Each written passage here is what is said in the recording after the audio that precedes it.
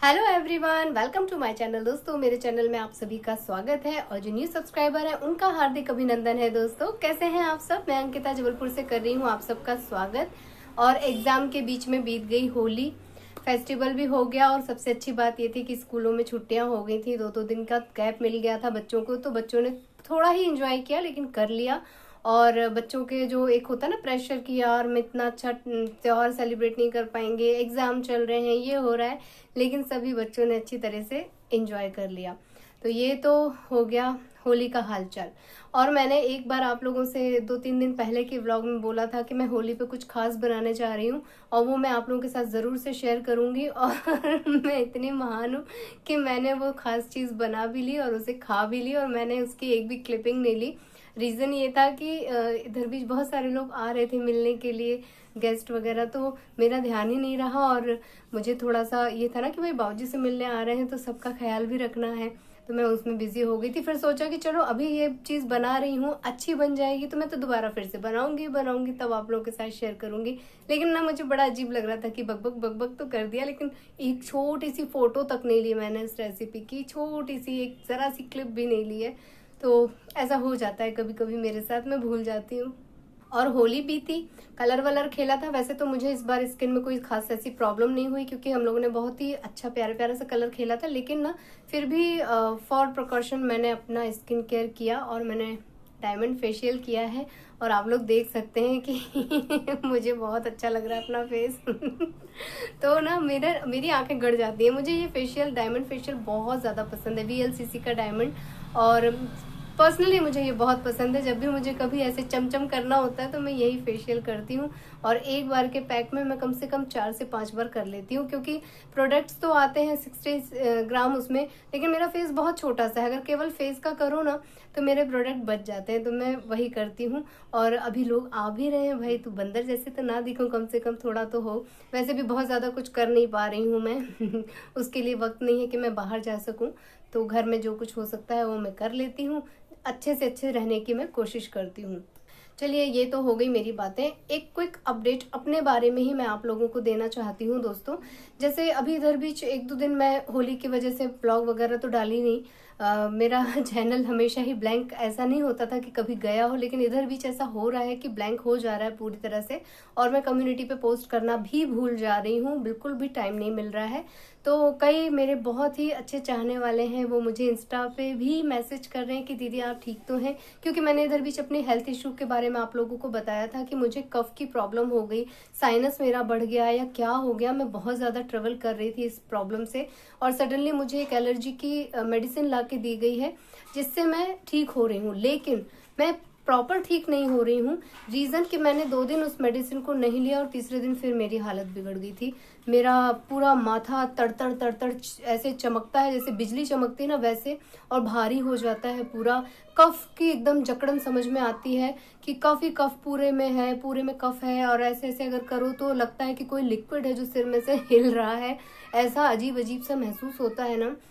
तो फिर हम लोगों ने फिर से एक बार कंसल्ट करने की कोशिश की डॉक्टर से। मुझे लगा कि यार, एक तो कहीं भी नॉर्मल से ऐसे 2-3 जगह आप चले जाओ ना तो सबसे पहले आपको कोरोना का कोई ना कोई वेरिएशन निकाल के डॉक्टर्स दे देते हैं, और ऐसा मेरे साथ 1-2 बार हो चुका है, तो मैं नहीं जाना चाहती डॉक्टर के पास।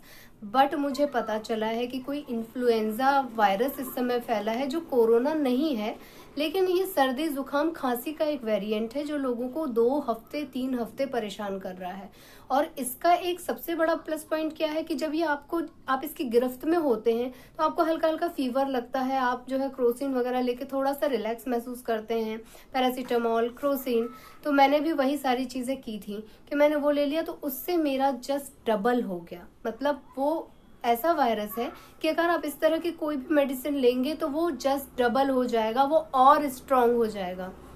तो इसके लिए वही सेम प्रिकॉशन रखना है कि आपको मास्क वास्क लगाना है, स्टीम लेना है, प्लस मुझे लेमन या विटामिन सी का यूज मैक्सिमम करना है, जो मैं बिल्कुल नहीं कर रही थी क्योंकि मुझे सर्दी वर्दी की वजह से मैं थोड़ा नींबू वगैरह अवॉइड कर रही थी। बट मुझे बोला कि आप लेमन टी दिन में 3 से 4 बार पीजिए और आप देखिएगा कि आपका ये कफ मेल्ट होके बॉडी से बाहर आ जाएगा। अभी क्या हो रहा है कि मेल्ट हो रहा है और वो सर्कुलेशन चल रहा है उसका, मतलब ऐसे करूंगी तो चला जाएगा अंदर, फिर मुंह के थ्रू फिर आएगा, मतलब वो बॉडी से बाहर नहीं आ रहा है।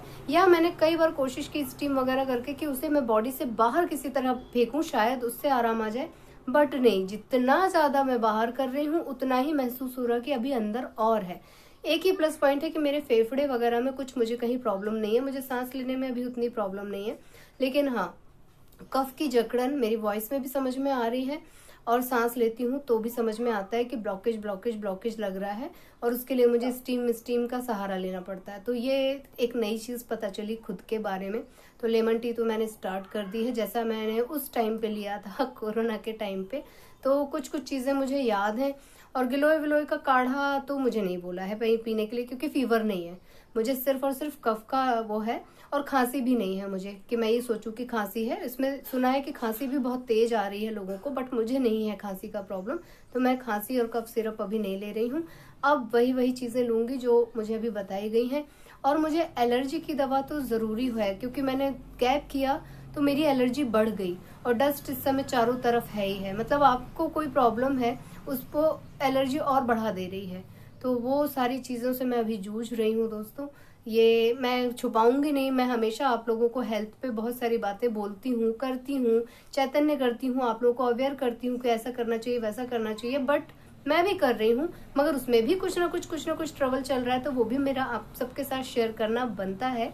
और जिसको सुनो, जिसको बोलो, वो वहां से रिप्लाई करता है कि हाँ यार ये गले में खराश तो हमें भी है, हाँ यार ये तो मेरे साथ भी प्रॉब्लम हो रही है, हाँ यार ऐसा तो सेम टू सेम मुझे भी हो रहा है, पता नहीं इस समय ऐसा मौसम ही है शायद। सब लोग सेम टू सेम रिप्लाई कर रहे हैं, बट मेरा तो लगातार चल रहा है भाई, अब तो 15 दिन होने को आ रहा है, लंबा पीरियड हो गया। लेकिन देखती हूँ आगे के जो भी कुछ मेरे साथ होगा वो मैं आप लोगों के साथ जरूर से शेयर करूंगी। बाकी मेडिसिन लेती हूँ तो मैं ठीक रहती हूँ। अभी लेमन टी चालू की है, देखती हूँ कितने दिन होता है। सुनने में आया है कि 2 हफ्ते मुझे लगातार ये करना पड़ेगा, 2 हफ्ते में ही मैं रिलीफ पा पाऊंगी। अपनी इसी तबीयत के उतार चढ़ाव में मैंने ज्यादा कुछ इस बार होली पे कुछ बनाया नहीं था। ऊपर से मेरे पास एक बहुत बड़ा बहाना था, मेरी खुद की हेल्थ और उत्कर्ष के एग्जाम। लेकिन समहाउ इसके चाचू इस बार एकदम नहीं, हम लोग कुछ बनाएंगे, चलो हम लोग बनाते हैं, थोड़ा ही सही लेकिन हम लोग बनाएंगे, मैं आप लोगों की मदद करूंगा। और हम लोगों ने गुलाब जामुन, रसगुल्ले, गुजिया और मठरी सारी चीजें मिलके बनाई। इतना मजा आया हम लोगों को एक साथ बनाने में, काम करने में। मैंने आटा वाटा सब लगा के रख दिया था। एक्सक्यूज मी मम्मा, मैंने गुलाब जामुन का जो रोल बनाने में मम्मी की मदद करी बेटा मैंने, और गुजिया में भी। अरे बाबा मैंने बोला तो कि हमने मिल के बनाया, और इसी चीज को मैं बहुत मिस करती हूँ। ओ चुप। देखिए मैं ना इन्हीं चीजों को बहुत मिस करती थी। जब मायके में हम होते थे तो मम्मी, चाची, भाभी सब एक साथ मिलके बना रहे हैं, और उसमें जब हम लोग रसोई में लगे होते थे तो भैया लोग चाय लेके आ रहे हैं, कॉफी लेके आ रहे हैं, कभी कभी भैया लोग स्टफिंग में मदद कर देते थे। तो यही सारी चीजें ना मैं बहुत मिस कर रही थी, और समहाउ ये चीजें मेरे मन में ही रहती थी। लेकिन इस बार देखो भगवान जी ने मेरी ये मनोकामना भी पूरी कर दी कि हम पूरे परिवार ने मिलके, ठीक है त्योहार बीत गया तो क्या हुआ, लेकिन हम लोगों ने किया तो एंजॉय इन सभी चीजों को। और सबसे बड़ा मेरे लिए प्लस पॉइंट है कि उत्कर्ष ने इन चीजों को समझा कि परिवार में ऐसे मिल मिल के सब काम करते हैं, ऐसे एक साथ बैठ के बेल रहे हैं, स्टफिंग कर रहे हैं, एक दूसरे के साथ हंसी मजाक कर रहे हैं, मजे ही मजे हैं। मम्मी ये दिन मैं कभी नहीं भूलूंगा, क्योंकि एक दिन में इतनी सारी मिठाइयाँ और वो भी एक ही साथ खाना। जो कितना गधू, एक साथ खाना बनाना सब कुछ है, और सबसे बड़ी बात है कि तुम्हारी हेल्थ ठीक है ना, तभी तो मम्मा ने अलाउ किया कि सब खा लो। बाप रे, तो पोल खोल रहा है।